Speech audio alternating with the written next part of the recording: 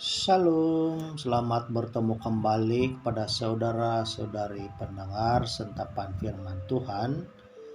Pada hari ini Rabu 29 Oktober 2025. Mari bersama mendengar dan merenungkan Injil Lukas bab 13 ayat 22 hingga 30. Dalam perjalanannya ke Yerusalem, Yesus berkeliling dari kota ke kota dan dari desa ke desa sambil mengajar. Maka bertanyalah orang kepadanya, "Tuhan, sedikit sajakah orang yang diselamatkan?" Jawab Yesus kepada orang-orang di situ, "Berusahalah masuk melalui pintu yang sempit itu. Sebab aku berkata kepadamu, banyak orang akan berusaha untuk masuk, tetapi tidak akan dapat. Jika tuan rumah telah bangkit dan menutup pintu, kalian akan berdiri di luar dan mengetuk-ngetuk pintu sambil berkata, 'Tuhan, bukakan pintu bagi kami.' Tetapi dia akan berkata, 'Aku tidak tahu dari mana kalian datang.' Maka kalian akan berkata, 'Kami telah makan dan minum di hadapanmu, dan engkau telah mengajar di jalan-jalan kota kami.' Tetapi ia akan berkata, 'Aku tidak tahu dari mana kalian datang. Enyalah dari hadapanku, hai kalian semua yang melakukan kejahatan. Di sanalah akan terdapat ratap dan kertak gigi, apabila kalian melihat Abraham dan Ishak dan Yakub dan semua nabi ada di dalam kerajaan Allah, tetapi kalian sendiri dicampakkan keluar. Dan orang akan datang dari timur dan barat, dari utara dan selatan, dan mereka akan duduk makan di dalam kerajaan Allah. Ingatlah, ada orang terakhir yang akan menjadi yang terdahulu, dan ada orang terdahulu yang akan menjadi yang terakhir." Injil Tuhan, terpujilah Kristus. Saudara-saudari, Injil hari ini menekankan bahwa jalan menuju kerajaan Allah adalah sempit atau sukar dan memerlukan perjuangan dan pengorbanan, dan hidup sesuai ajaran Yesus Kristus dan bukan sekadar mengaku-ngaku sebagai pengikutnya. Perjuangan dan pengorbanan ini mencakup ketaatan dan kesatuan kepada Tuhan melalui doa pribadi, rajin ke gereja untuk ikut merayakan Ekaristi dalam misa, atau ibadat sabda pada hari Minggu, atau devosi-devosi dan lain sebagainya. Sebagaimana juga yang dimaksudkan dalam perumpamaan pintu yang sempit, hal ini menuntut untuk usaha, selalu siap sedia dan sentiasa berjaga-jaga dalam aspek kehidupan, dan setia kepada Tuhan, dan berusaha mengambil masa untuk Tuhan dan bukan mencari masa, seperti yang selalu ditekankan oleh Bapak Uskup Dato Cornelius Pium.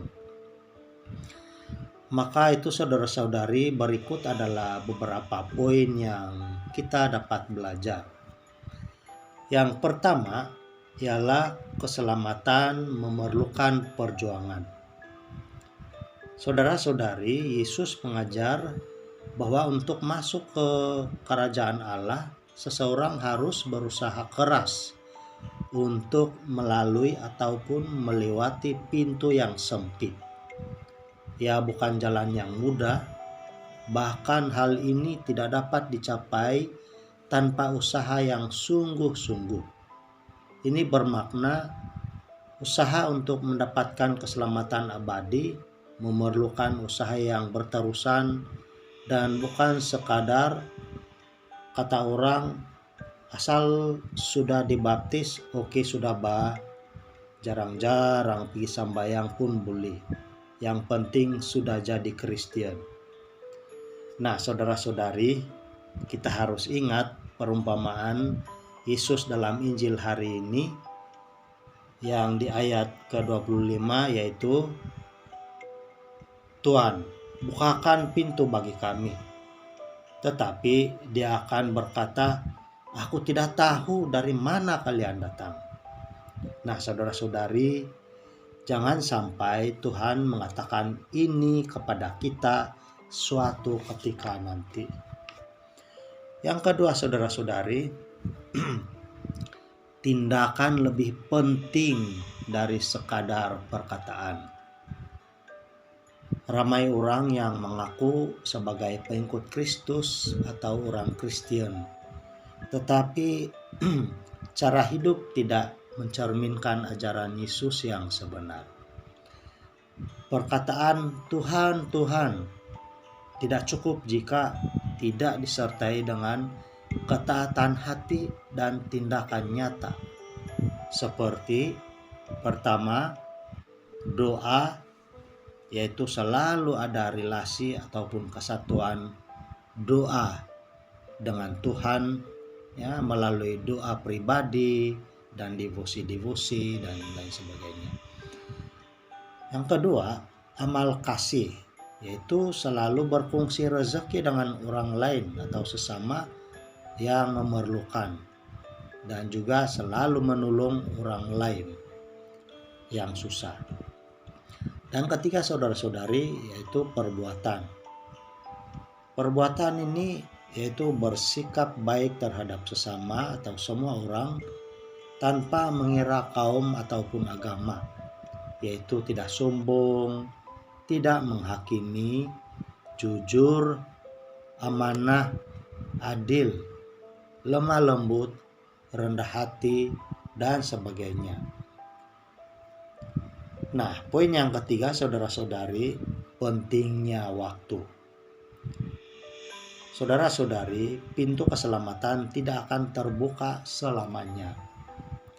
Maksudnya, semasa kita hidup di dunia inilah, apabila kita melakukan hal-hal yang berkenan kepada Allah, maka setelah kita mati, pintu keselamatan itu terbuka bagi jiwa manusia yang melakukan kebaikan semasa dia masih hidup. Oleh itu, saudara-saudari, sangat penting untuk berjuang selagi ada waktu dan kesempatan sebelum terlambat dan sebelum pintu ditutup. Poin yang keempat, saudara-saudari, anugerah dan jawaban manusia.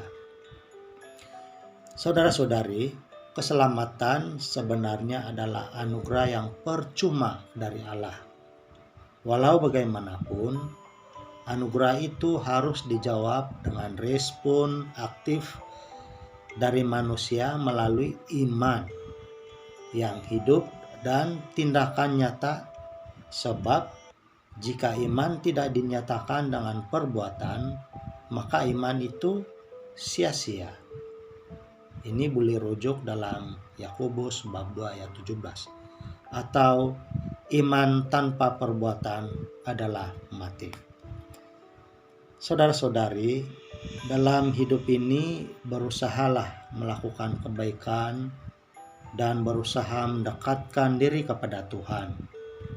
Walau dalam keadaan susah atau senang, sakit atau sehat, datanglah kepada Tuhan melalui doa dan rajin ke gereja untuk ikut misa atau ibadat pada hari Minggu dan sebagainya.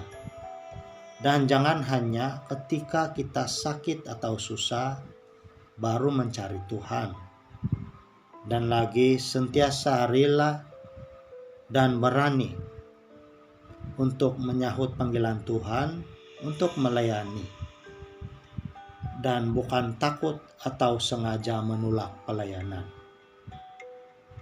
Dengan demikian, saudara-saudari, Tuhan sentiasa membuka pintu keselamatan bagi orang-orang yang rendah hati. Tuhan Yesus memberkati kita semua. Amin.